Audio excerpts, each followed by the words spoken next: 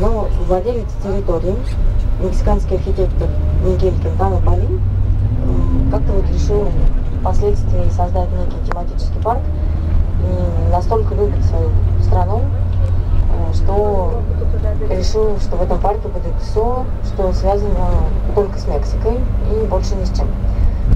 Поэтому мы сегодня с вами посмотрим как природу, так и животных. Это не зоопарк, их там будет не очень много, но тем не менее представлены они там либо как символ этого региона, либо в какой-то связи важны для майянцев.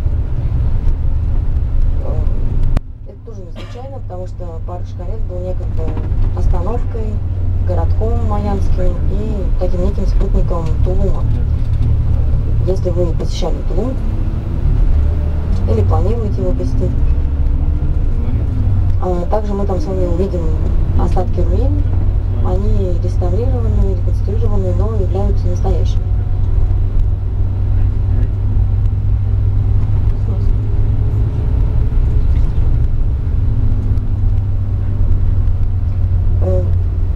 Значит, вообще, если брать его территорию, она порядка 80 гектаров.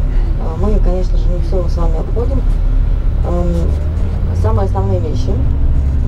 И наш с вами обход займет примерно 2 часа.